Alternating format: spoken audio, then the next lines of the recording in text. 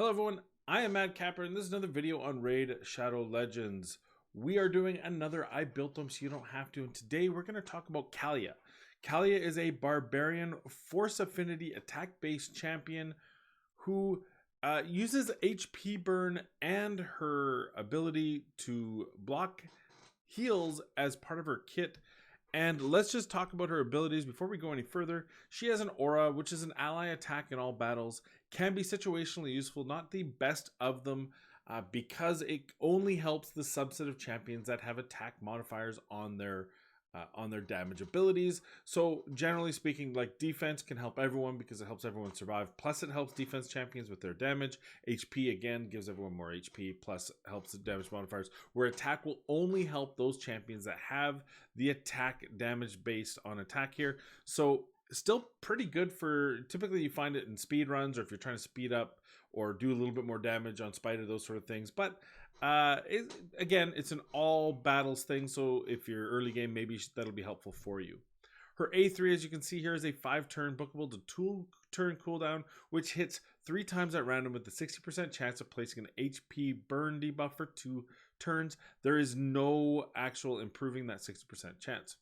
Her A2 has a heal reduction. This has a 50% chance of placing 100% heal reduction for 2 turns. That can be bookable to 75 and the cooldown down to 3. And her A1 has HP burn, which is a 30% chance, bookable to 40% chance to land a HP debuff for 2 turns. It's a single target, single hit ability. Her stats, as you can see down below, her starting stats, there's a good, the bad, and the ugly. The good is her speed.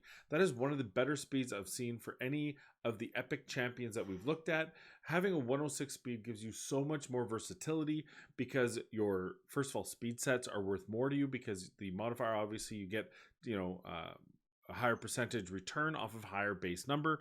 And just generally, if you're trying to hit that kind of magical 200, which is where you like to get most of your champions, for dungeons, for example, it's a lot easier to get there. The bad is, and also, sorry, I should say the good, attack of 1597 as a starting point is actually, again, really good for a champion. I've seen a lot of attack champions starting at 13 to 1400, so having that near 1600 is very good. The bad, her defense ain't that great, not that surprising, and the ugly is her HP. Anytime you're in the 12,000s, it means that you're going to have a hard time building her out and keeping her survivable, which is something that you'll find that a lot of these epic champions that are in that mid-tier usefulness suffer from that exact same fate. As for my Kallia build, let's take a look at it. We're going to take her into 3 places like we normally do. We're going to take her into the dungeons, campaign, and of course the arena, just to see what she can do. So I've built my Kallia out to be the nuker for the team, as I went too far, as you wanted to expect. So I built her out with some survivability, and that was one of the tough things I had, was keeping her with some survivability while still giving her damage. So we've given her a crit damage of 250%, 249, obviously 100% crit rate, 192 speed, and her defense not bad. I mean, we weren't trying to build it out, but it does have some survivability, and 3900 attack, almost got to that 4k, but that HP is a little bit scary at 25,000. For dungeons, bringing in a reser and a healer, those sort of things, we'll get it through the dungeons just fine, which typically you bring through in the early game anyway. So first place we want to talk about is campaign. Now, you will not use her in the campaign as your solo farmer because she's force affinity, which means she's going to struggle on her speed times through here, but she does hit reasonably well against them. We'll bring her into 12-6 to show you kind of what she can do. So, you're building her up. This is the perfect example. I do this with most of my champions that can, is you bring her in at level 50 and she can solo and run through most of the area. So as you can see there, perfect example, almost 30% chance that was going to happen. And of course, one got weak hit, so it survived her AoE. And that's where it slows down, is because she only has that one big AoE, and then everything else is single target or 3 random, not as generally useful. At the same time, you see they are not hitting her very hard, so you're pretty good there. I don't think she's in any danger of dying at any point, but again, 30 seconds solo is not a good time. So as far as leveling her up, yes, otherwise, campaign, not going to be generally useful for you. The next place we want to take her into is the dungeons. And for dungeons, we could take her to Spirit Keep. I did take her in there once. The problem is that she's weak affinity, plus her heal reduction is only on a 4-turn cooldown, bookable to a 3-turn. I didn't put any books in her. So you're basically crapshoot to land it.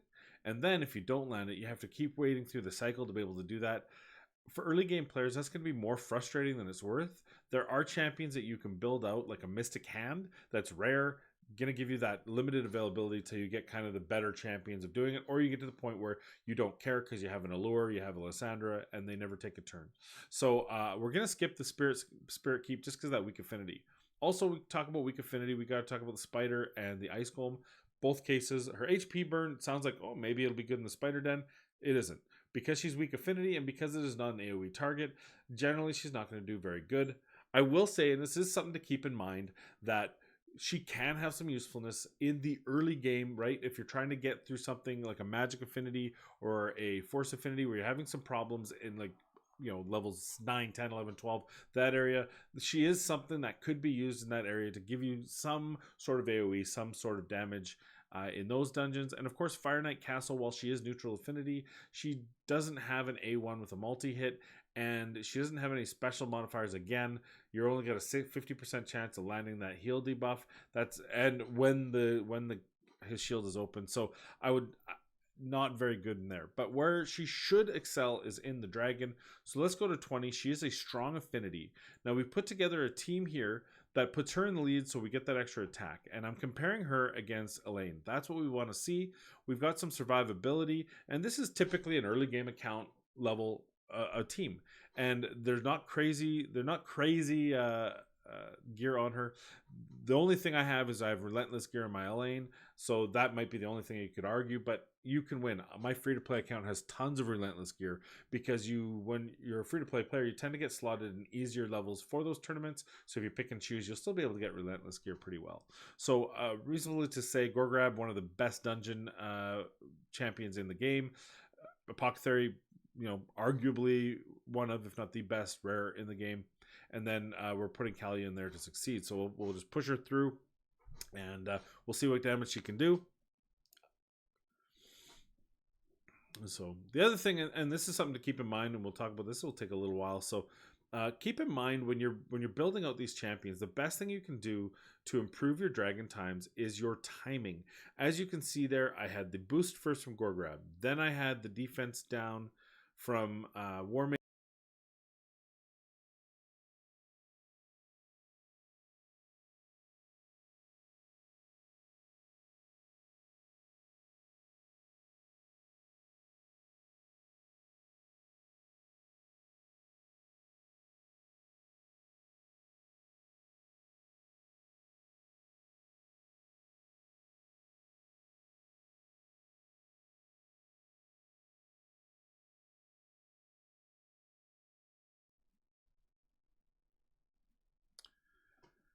And as you can see here, despite the fact that the Dirt Naps nearly double the damage than Kallia, Kallia barely beat War Maiden, who's actually built out for survivability and debuffs more so than her damage, although she is an attack-based champion, so she can hit generally well.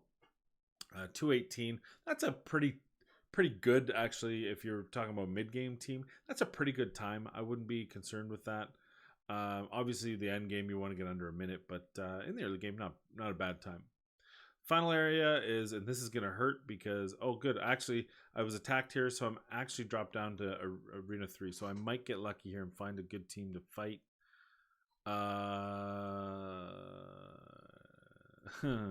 Or not, or I won't. Ooh, I have a feeling I'm going to be disappointed here. This is probably the team I'm going to be fastest then. So we're going to put her in here.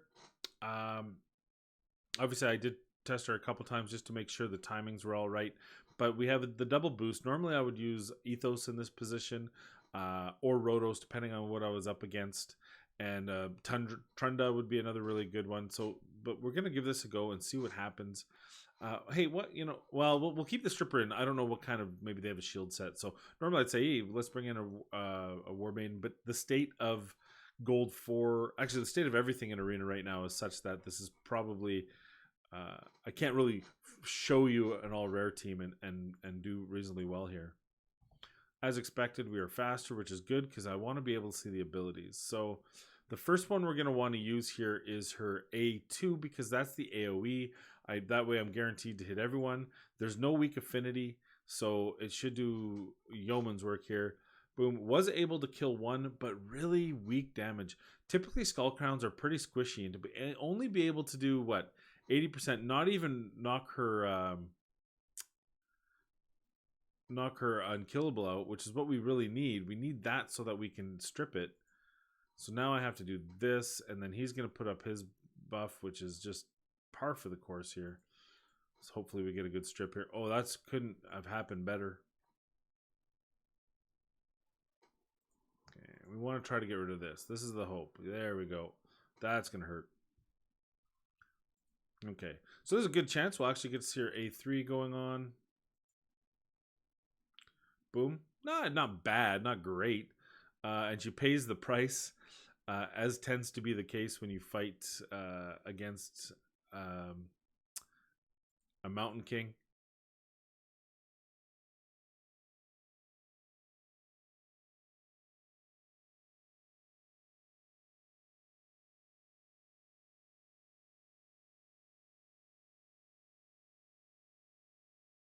Rares? I think if I would have stopped this and brought in a lane, probably would have done better. But nonetheless, she won. And, I mean, she did damage. She did kill the Seeker right away. Wasn't able to...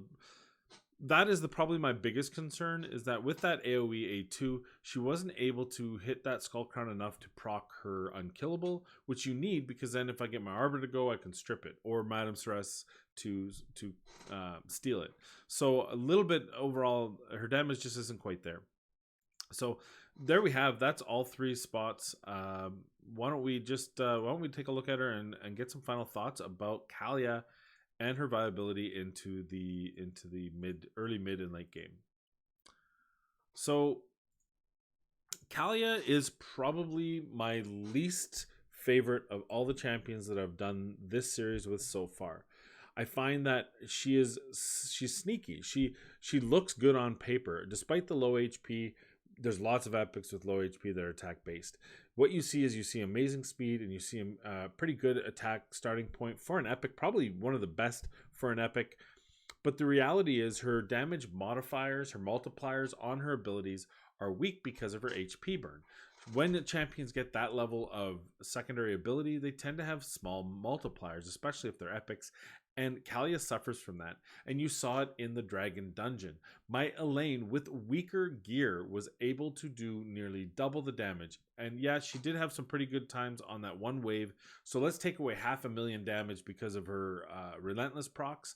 But she still was way out damaging Kallia while dying twice on the clan boss. You saw that her A1, which hits twice, was hitting for more than double Kallia's. In the one area where I think she would be useful, which is the Dragon Dungeon, she was outpaced by the starter champion. If I use Kale, same results. I even think if I use Gaelic, it would probably be the same results. If I used Aethel, it would be the same results. She is not a good champion in the one area she should be. She's Force Affinity, which also means her HP burn, where it's most useful in the spiders, isn't there either. And in the Spirit Dungeon for her heal reduction, because of the cooldown of the weak affinity, isn't there either. There's no home for Kallia. She is not going to be good in any area of the game. In the arena, we saw she had every opportunity. We debuffed, we did everything. She couldn't even proc a Skull Crown, who's notoriously built with low HP. She couldn't even get her to proc her unkillable because she couldn't do enough damage. You cannot build out a champion and spend resources if your starter champion is better, and that's the problem with Kallia. I give her a hard pass. She is a vault champion. She should never see a 6-star. Please do not. If you have already, my condolences. If you have not, please do not. She is not a strong champion compared to what you have. Frankly, if you want to put resources into a mediocre or epic champion, Galcut and or a pitiless one have shown way more promise than her in areas of the game. She is not useful in the game. She doesn't have a toolkit and affinity and multipliers to do anything for you. How would I change her? I would tell you right now.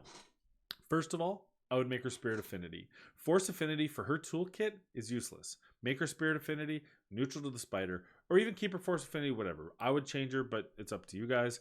I would make this an AoE. 3 times at random, piss off. Make it an AoE. I have no problems with the 60% chance because you shouldn't have a 100% chance out the gate, but I would like to see the ability to move that number up the dial so that you can use her in the spider on an AoE HP burn.